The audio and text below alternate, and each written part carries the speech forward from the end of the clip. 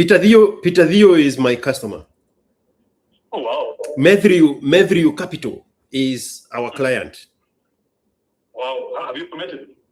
I have met his companion, his partner, the one who he works with. A very brilliant, extremely brilliant Indian from India who came to America at the age of 15 to go to an Ivy League school. His name is E.J. Royan. E.J. Royan. And when he contacted me the first time, he lived in Canada. He recently just moved here in downtown Austin.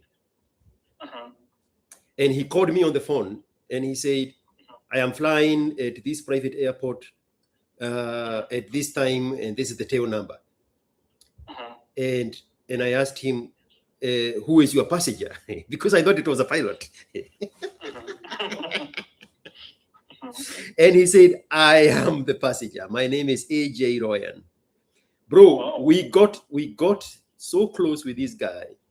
He is the one whose company, a biochemistry company, is the one that came up with the cure for dengue fever.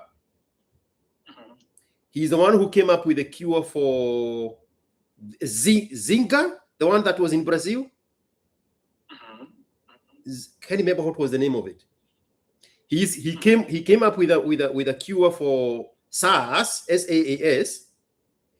He came up with a cure for the one in West Africa that was killing people if they touch a dead body. Ebola. Zika fever. I can't remember. Somebody's gonna mention it. It's called dengue. It's this fever that makes children have very big heads and exaggerated bodies. I think so. Yes, and then during the during COVID, he took advantage of the money the federal government was giving for people to accelerate the research and the immediate vaccination for COVID.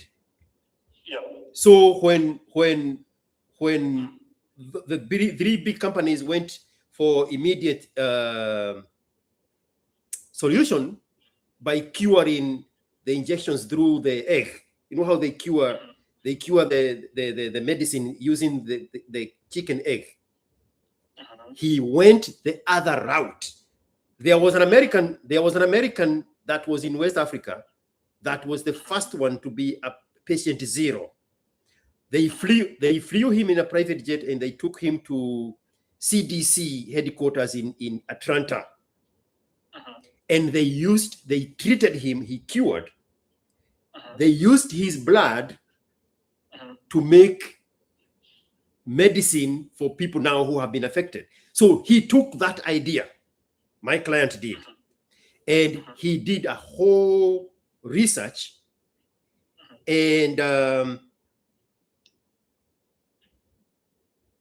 the patient that was the perfect match was the case study. So he was looking for a case study for a medicine that is going to be everlasting, like the one for the Zika and Ebola and SARS. He came up with the perfect candidate was a young boy, experiment number 20. So that injectable, it's called DG20. Yes.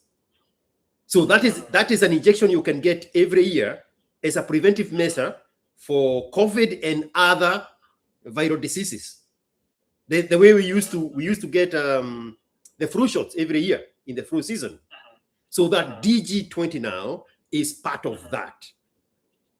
Yeah. So yeah, Peter Theo is his company with this other guy. They are my customer. Very, very, very exceptionally smart guy. Very smart guy. It's actually true. You know, one thing I've realized about that guy, Peter Thiel, and I think everyone who has, in one or another, either interacted with him by means of being employed in the companies he's founded, are extremely intelligent people.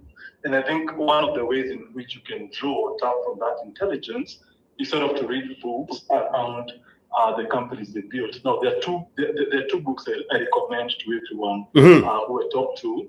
So the first one is called PayPal Wars. It's written by someone. One moment. What is the name again? PayPal Wars, like Peter. PayPal Wars.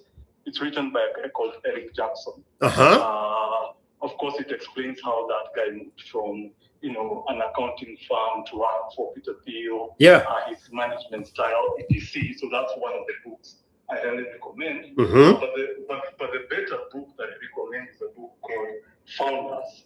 It's called Founders, and it discusses about the PayPal mafia and the guys we worked with, like from Peter Thiel to Elon Musk to Keith Rabois to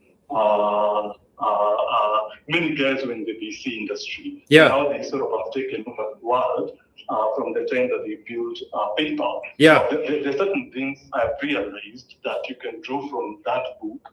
Is number one, things like management style. Like for instance, if you want to answer the question around how to hire, a lot of people kind of hire for experience rather than hiring for first principles thinking. And I think if you look at why most companies are doing things or why we've not really had, many East African companies become unicorns, it has a lot to do with the talent depth and how we actually hire people. Because here you hire for experience and for looks, but if you go to Nigeria, you're hiring for grit and perseverance and pure raw intelligence. And that's where you find those guys, they've had Flatterwave, they've had Chodek, they've had Playstar, they've had so many companies coming out from that area. And if there's anything, I think the problem we have is talent, and it has something to do with actually how we hire people. Yeah. So those are the two books I'll actually recommend. You can have a read, and you can also just create a tool to transcribe for you those books. It will help you to grasp them. Funny enough, we had that conversation with Mr. Royan, and he was telling me that the 80s and the 90s were built around the internet. True. And the whole wave of the generation of the people before him from China, from his country, India, are the ones that are leading in the STEM programs because of the immersion of the generation that came out of the internet.